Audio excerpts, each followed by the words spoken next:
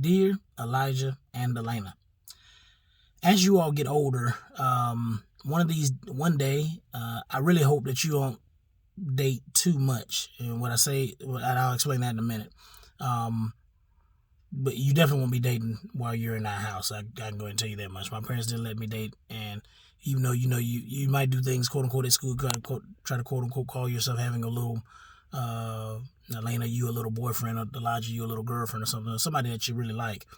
But I'm not gonna let you go out on dates, by yourselves too much. It's too much temptation, even as teenagers and whatnot.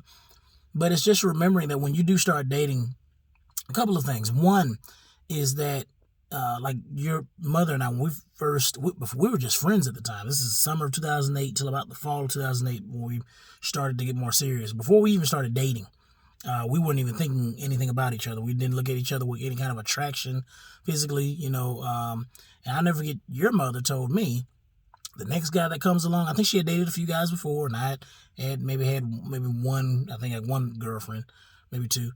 And she said, the next guy that comes along, he's got to, have certain standards, one, Christian faith, and two, he's got to talk about marriage.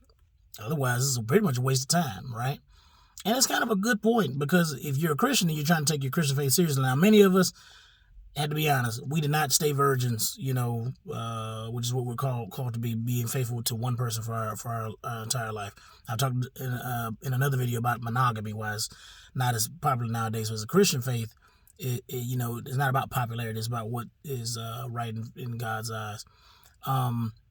So anyway, my point being is just remembering that, you start dating, go ahead and start telling that person, as you might see somebody walking behind me, go ahead and tell that person, listen, these are my desires. These are my standards. Okay. It's okay to tell, Elena, especially, you my baby girl, but Elijah, you too, have standards, and not only have standards, but live by those standards yourself. That way that person can kind of see, quote unquote, what they're getting into before they start dating you. Right. Like I said before, your mom told me, like, the next guy comes along talking about dating me, he's got to talk about marriage. Well, when I started falling in love with her, fall of 2008, I knew, hey, this is it. I was going to marry this girl. And she had those standards. And I tried to have those, we were similar in a lot of ways, so I tried to have those standards too. So, again, big thing, live out your standards, live by your standards, make sure you tell people your standards so they can know what they're getting into. Don't be afraid to have standards. And also, like I said before, being sure that it's okay to tell a person, listen, I'm not out here just to dating, just to, have sex with a number of guys and all that kind of stuff.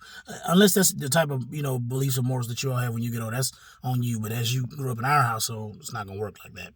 So, like I said before, don't be afraid to have those standards. Have a standard for yourself and tell that person, listen, either marriage or you going down the road, and try to seek God's will about marriage as well.